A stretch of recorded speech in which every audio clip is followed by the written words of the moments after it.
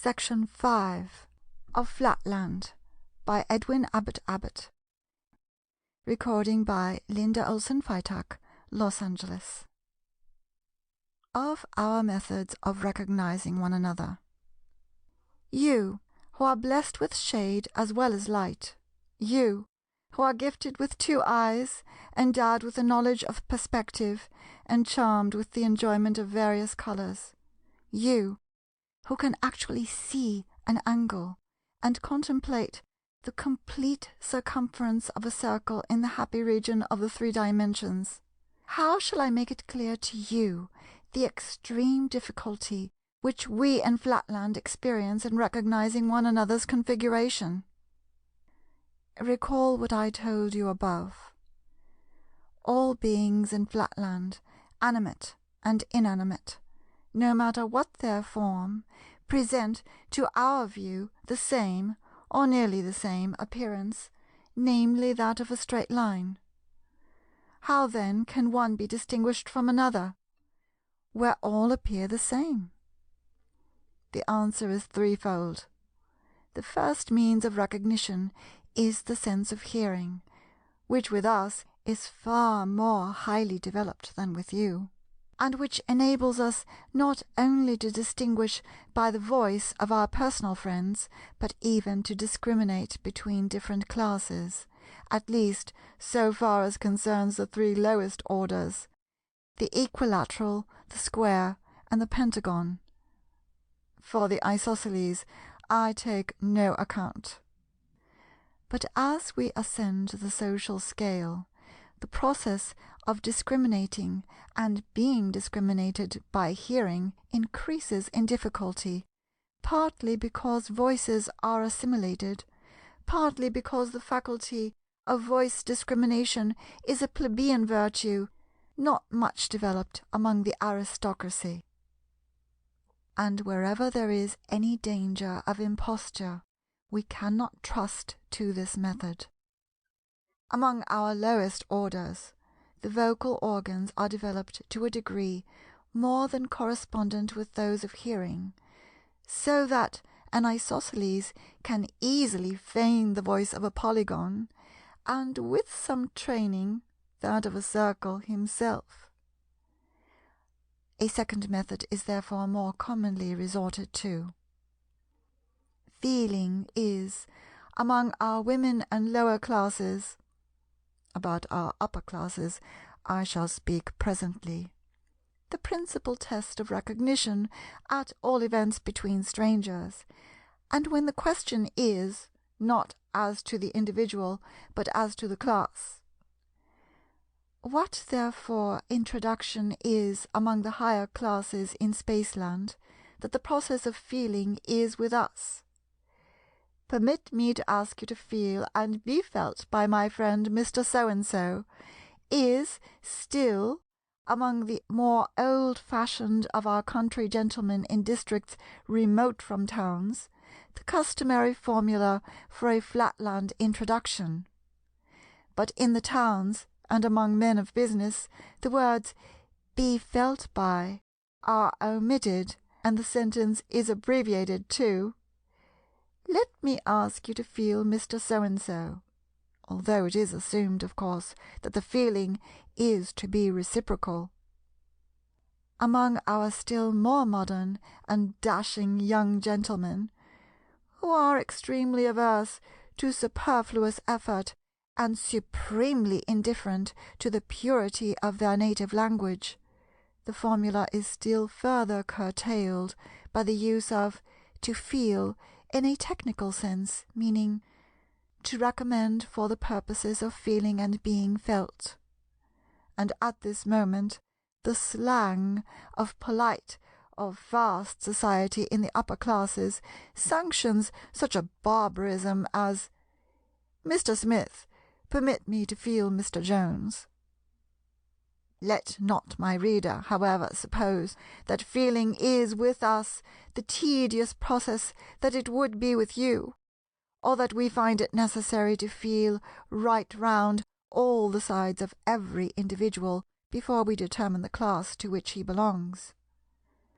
Long practice and training, begun in the schools and continued in the experience of daily life, enable us to discriminate at once by the sense of touch between the angles of an equal-sided triangle, square, and pentagon, and I need not say that the brainless vertex of an acute angled isosceles is obvious to the dullest touch. It is therefore not necessary, as a rule, to do more than feel a single angle of an individual, and this, once ascertained, tells us the class of the person whom we are addressing, unless indeed he belongs to the higher sections of the nobility. There the difficulty is much greater. Even a Master of Arts in our University of Wentbridge has been known to confuse a 10-sided with a 12-sided polygon. And there is hardly a Doctor of Science in or out of that famous university who could pretend to decide promptly and unhesitatingly between a 20-sided and a 24-sided member of the aristocracy. Those of my readers who recall the extracts I gave above from the legislative code concerning women will readily perceive that the process of introduction by contact requires some care and discretion. Otherwise the angles might inflict on the unwary feeling irreparable injury. It is essential for the safety of the feeler that the felt should stand perfectly still. A start, a fidgety shifting of the position, yes, even a violent sneeze, has been known before now to prove fatal to the incautious, and to nip in the bud many a promising friendship.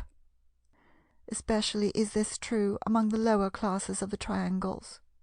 With them the eye is situated so far from their vertex that they can scarcely take cognizance of what goes on at that extremity of their frame. They are, moreover, of a rough, coarse nature, not sensitive to the delicate touch of the highly organized polygon. What wonder, then, if an involuntary toss of the head has ere now deprived the state of a valuable life?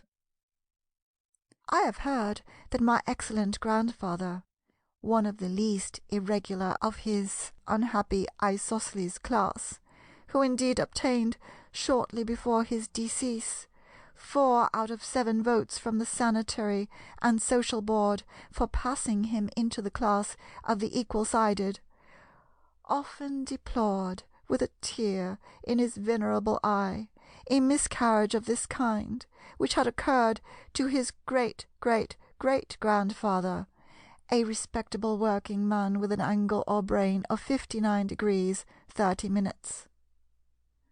According to his account, my unfortunately ancestor, being afflicted with rheumatism and in the act of being felt by a polygon, by one sudden start accidentally transfixed the great man through the diagonal, and thereby, partly in consequence of his long imprisonment and degradation, and partly because of the moral shock which pervaded the whole of my ancestor's relations, threw back our family a degree and a half in their ascent towards better things. The result was that in the next generation the family brain was registered at only 58 degrees, and not till the lapse of 5 generations was the lost ground recovered, the full 60 degrees attained, and the ascent from the isosceles finally achieved. And all this series of calamities from one little accident in the process of feeling. At this point, I think I hear some of my better educated readers exclaim, "How could you in Flatland know anything about angles and degrees, or minutes?" we see an angle because we, in the region of space, can see two straight lines inclined to one another. But you, who can see nothing but one straight line at a time, or at all events, only a number of bits of straight lines all in one straight line, how can you ever discern an angle, and much less register angles of different sizes? I answer that though we cannot see angles, we can infer them, and this with great precision. Our sense of touch, stimulated by necessity, and developed by long training, enables us to distinguish angles far more accurately than your sense of sight when unaided by a rule or measure of angles. Nor must I omit to explain that we have great natural helps. It is with us a law of nature that the brain of the isosceles class shall begin at half a degree or 30 minutes, and shall increase, if it increases at all, by half a degree in every generation, until the goal of 60 degrees is reached, when the condition of serfdom is quitted, and the free man enters the class of regulars. Consequently, nature herself supplies us with an ascending scale or alphabet of angles for half a degree up to 60 degrees, specimen of which are placed in every elementary school throughout the land.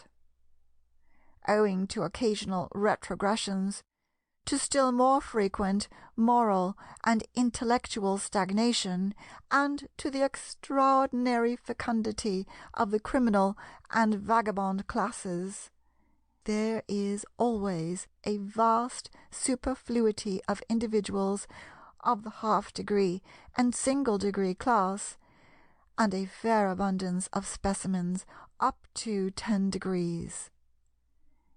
These are absolutely destitute of civil rights, and a great number of them, not having even intelligence enough for the purposes of warfare, are devoted by the states to the service of education.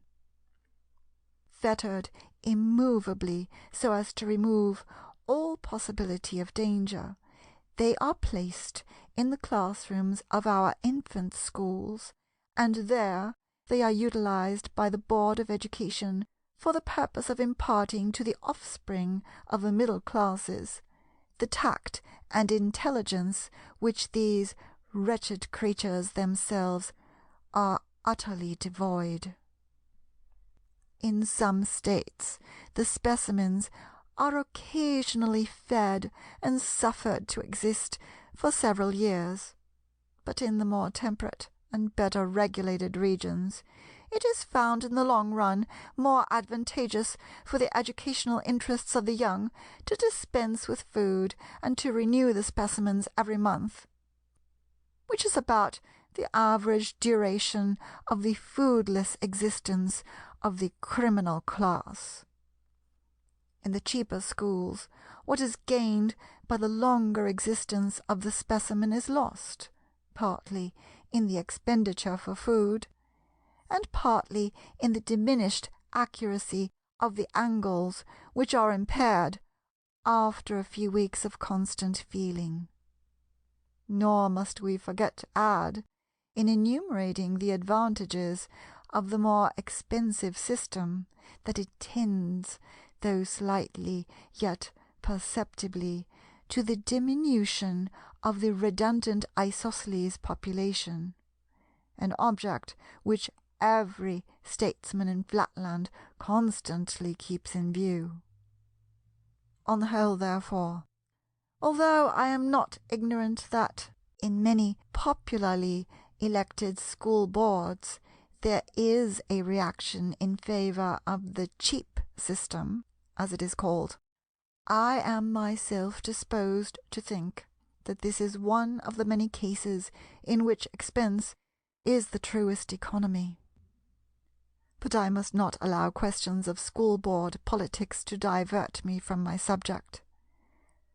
Enough has been said, I trust, to show that recognition by feeling is not so tedious or indecisive a process as might have been supposed, and it is obviously more trustworthy than recognition by hearing. Still, there remains, as has been pointed out above, the objection that this method is not without danger.